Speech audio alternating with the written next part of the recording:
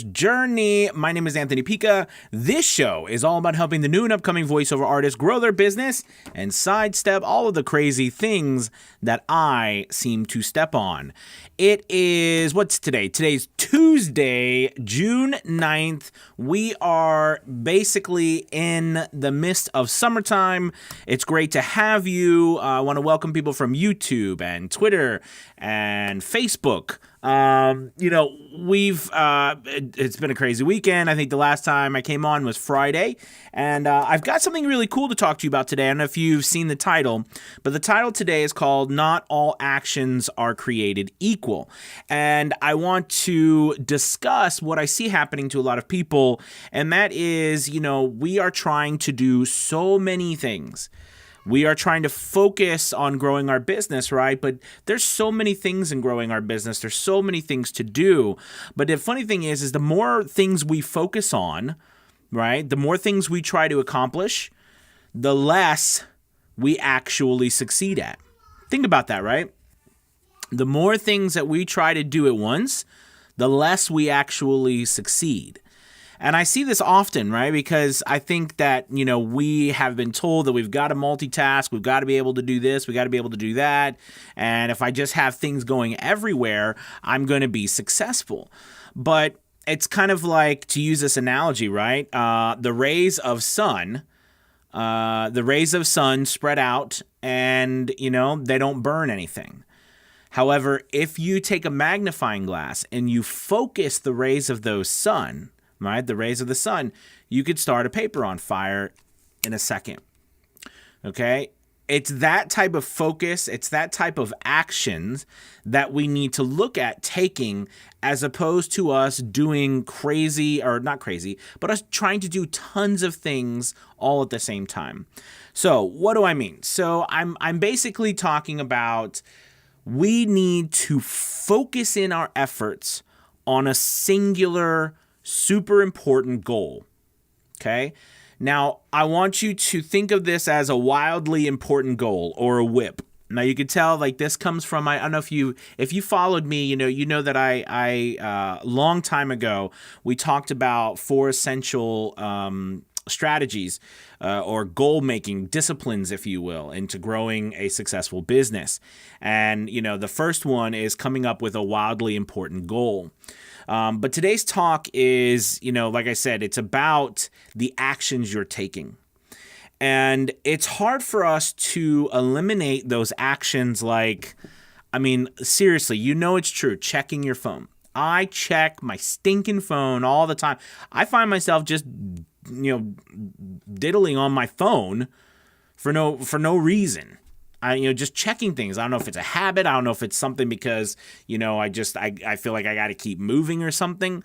But that distracts me. Sure, could I answer someone's question on my phone? Yes, and I do that. But see, that becomes a distraction. That becomes an action that is not a focused, narrowed-in action. So what I'm talking about today is that I'm talking about you taking a step back for a moment. And I really believe this. On a side note, I really believe that it's important that we take a step back and look at our business, analyze what we're doing. Okay? Take a step back, look at the actions that you are doing. Look at what you are trying to accomplish. Okay? What is one thing? And I want you to pick one thing. All right? Now, in this particular situation, I'm looking for you to pick something, a big goal. Okay, your wildly important goal, which could be, I want to, make $10,000 in voiceover in the next month. Okay, that's a wildly important goal. Now, realistically, depending on how much money you make, et cetera, but the point here is I want you to choose and pick a goal.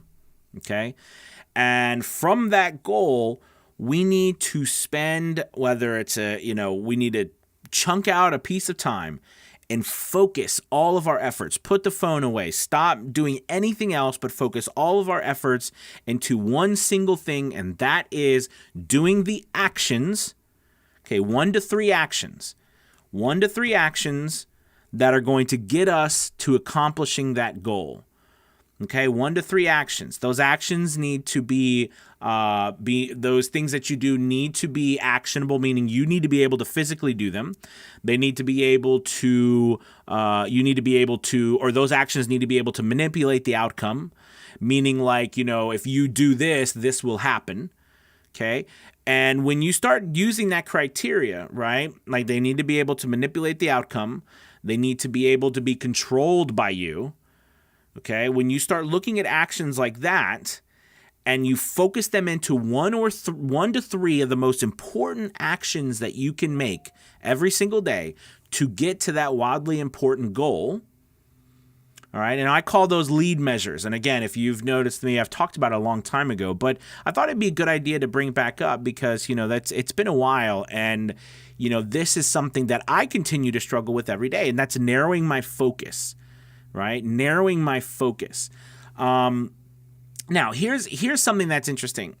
And I love to talk about this, and it's the difference between lead measures and lag measures. Okay, now this is from the book called the 4 Disciplines of Execution. I've had this book for a long time. I've used it. I've taught in some of my group settings with this book. I absolutely love it. But basically, the idea in this is that there's ways that we measure our business and our success. And there's 2 different types of actions, all right, or measurements, and that's called, in this book, lead measures and lag measures. So basically, a lag measure is how we measure the success of our business, meaning that at the end of the month, did you make $10,000? Yes or no? If you made $10,000 at the end of the month, then that would be, the completion of that lag goal. All right. But if you didn't make that $10,000, then you didn't complete it. But here's the thing with the lag measure. The problem with the lag measure is that it's already over, right? It's already done with. You have no control over it. It is just a singular measurement that you take. You can't manipulate the outcome of that, right? When you measure it. It's already done. It lags behind the action. So the idea here is to create lead measures. Now, these are activities, daily activities that you do every single day that will help you reach that lag measure, that lag goal you're trying to accomplish. Does that make sense? So, for example, we can use something easy as like going on a diet. So we know that, after 90 days, okay, you want to lose, 30 pounds, right? So at the end of 90 days, you check and see, you get on the scale, you use 30 pounds. Let's say you've only lost 20 pounds. Okay, well, you didn't get to the 30 pounds, all right? And whether that's good or bad, that's not the point. The point is that at that point at 3 months, you failed to achieve your goal. Here's the thing. The 3 months is up. You can't do anything now about achieving that goal because it's over with. Okay, it's lagged, it's gone. You just measured the result. Now, here's the thing.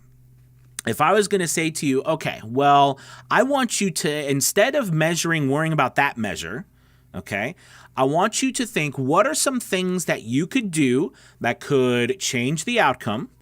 All right, what are some things that you could do on an actionable daily basis? All right, and things that you can control. Okay, so if I'm going to pick 1 to 3 things, let's see. I know that if I take in the right calorie count, all right, and I exercise every day, it's going to result in me losing weight. So now I have lead measures that if I eat a certain amount of calories a day, do a certain amount of exercising a day, okay, that will lead to the goal that I'm trying to accomplish. Does that make sense? So now, instead of me measuring the lag goal, which lag goals are still needed to be measured, meaning we're still trying to accomplish something, but that's not what our focus needs to be on. Our focus needs to be on the everyday actions that we need to be taking in order to reach the goal. You've heard the journey is more important than the destination. Well, that's the idea, right? We're focusing on accomplishing the daily journey, the daily trek, if you will, in order to get to the finish line. So in this particular case, I start to track on a daily basis and I focus on those two things. We're talking about a diet. And this can be applied to anything, right? Anything from business to your personal life to anything, right? We're focusing on those two things, on dieting, okay, taking in the right amount of calories when we eat, as well as, taking a 30-minute walk every single day or something, okay? You measure that every single day. You do those activities. Then we see when you get to the point where you do your lag measure, you look and say, okay, did I get there and I lost 25 pounds? Okay, so now I know that I need to change those lead measures. Maybe I need to do 45 minutes a day. Okay, maybe I need to add in a little bit of weightlifting, okay, per day. And maybe I need to, eat, maybe I need to add a little bit more vegetables to my diet. And you create that and you put that into your daily routine. Because the more you do here and the less you eat or intake over here, you're going to change the outcome. You've proven that. So now, because of your lead measures that you've measured, and now you've seen the outcome, okay, you are able to effectively know what to change in order to come to the finish line. So for us as voiceover actors or business owners, it's the same thing, right? It's the same thing. If I say, I want to generate, $1,000 of new business by, $1,000, I want to increase my voiceover business by $1,000 from $200 by 3 months from now, in 90 days. Okay, so you've given yourself you've given yourself from a plate. You've given yourself I want to go here from here by then, right? So you're going to go from here to here by then. Okay? You're giving yourself those three things. But here's the deal. Now that you've done that, you're going to put together 1 to 3 activities that you are going to do every single day. And you measure whether you've accomplished those activities. Then when we get to the outcome, right, that's when we actually see if the lead measures have been successful. If they have not been successful or not to our liking, we can increase them. We can, change them, tweak them a little bit. But the idea here is putting you in control. I don't like to leave things to chance. I don't like to leave our success to chance. So here I want us to be in control of our success, and this is the way that you do it. And the actions are so vital, all right? Just like using the phone, right? It would be really interesting if I had someone else do it, because I probably would fail at it. But imagine if you had someone else with like a stopwatch that followed you around, and every time you checked your phone or something for whatever reason, okay, whatever reason. I think they're mowing the lawn outside, by the way, on a side note. Anyways, if you check, if you get distracted, do anything for any reason, and how much time that eats up, how much action that doesn't take, or that you're not using the actual time to use to really narrow in on those lead measures and accomplish them. You know what I mean? How much are you actually losing? Now, here's the deal. I'm not saying that you need to stop doing all the other work that you have to do. That would be silly. Okay, you can't function. We can't live our lives. We've got to do multiple things. But what I am saying is that, use some time chunking here, right? Chunk out a piece of time, maybe an hour, maybe an hour and a half, okay? 45 minutes if that's all you got. And literally everything else stops. And that's all you focus on. That's all you focus on, accomplishing those lead measures that you've put into place in order to reach the lag measure or the goal that you set out for. And you do that on a daily basis, okay? You measure them so that they can alter the outcome. All right. I hope that this helps.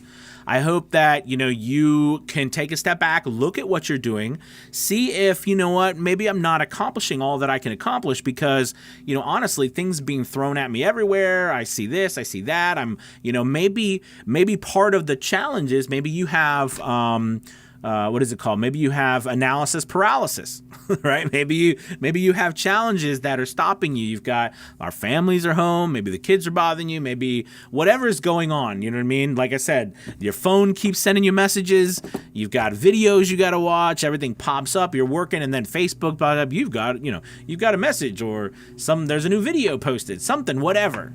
Okay, pick a time and literally focus in on those lead measures only. That's all you do at that moment. Okay? Everything else has to stop around you. And if you narrow in your focus like that on a daily basis with those lead measures, you'll reach that goal that you're trying to reach. And if nothing else, you will at least be able to tweak and change what daily things you need to do in order to reach your goal. It really is a powerful, simple way, but deceivingly challenging. Deceivingly challenging because it can be, when was the last time you honestly tried to disconnect? I mean, really, like disconnect from anything, from technology, from the world, from people bothering you, from phone calls, from anything, right? When was the last time you were really able to do that for a period of time, like an hour? I can't, it's hard. It's really hard. Like, I can't even, I'm afraid, right now, I do so much with my phone, I feel like I need to just turn the thing off. And then I kind of freaks out of my mind if I turn my phone off. Oh my gosh, I'm going to miss something, right? And of course, I run a lot through my phone, and you might too. I run a lot of business through my phone. But the problem with that, again, is that I cannot focus, I cannot, narrow my focus those beams, those rays of light, right, through the magnifying glass. I can't do that if I'm constantly messing around with all kinds of other stuff. All right, so if you have any questions, comments about this, please go ahead and post them. I hope this was helpful. Again, take a step back. Look at the actions that you are doing on a daily basis, okay? Do not focus on the goal at the end. You have to have it, no doubt, but don't focus on that goal because if you focus on that goal, you cannot change the outcome. You need to focus on the daily actions that you can actually change the outcome for. Right? You can change the outcome whether you send an email, whether you put up a new gig on Fiverr, whether you audition for an audiobook, right? Whether you make a phone call, whether you post a sample on social media. You can focus your time. You can change that. You cannot change the outcome when you get to that point to measure it. So it does you no good to track that. It does you very good to track the daily things that you need to do, the daily actions you need to take. All right, so let's see who's watching. We got Dan, what's up from YouTube? We got VoiceOver Angela, hello. We've got the City Troll from, wow, I actually caught you live. We've got Don from YouTube, what's up? We got Nick, hey, what's up, Nick? We've got Neil, it's good to have you, Neil. Let's see, we got Big Jim. What's up? We've got Don Sharp, focus on the outcome, not the obstacle. Well, and that's true. I mean, we didn't even mention the obstacle. The obstacle is not even, right, it's not even important. Not even important. Jeremy, what's up? My man, Jeremy. Sean, good morning. Good to have you, Sean. Paul and Frankie RV. I have been working on ACX auditions. I'm new at VO, and boy, I am struggling hard. Well, it's great to have you and keep up the good fight. I promise you it will get easier, but it is a business. So, make sure, like we talk about these things today, make sure you are really listening to them, putting them into practice. Because in the end, the reality is, do you want to own a business or do you want to own a job? And that's probably a really good, I got to write that down because that's a good topic to talk about with people. And I think we should talk about that on our next live or maybe a podcast or both. But think about that. Do you want to own a business or do you want to own a job? And what are the differences between a business and a job? But anyways, keep up the good fight, my friend, and keep watching. We'll get you hooked up. Frankie says, I haven't even thought about Fiverr yet. What is the best website for free websites? Honestly, I would not recommend If you're going to try to get a free website, don't get a website.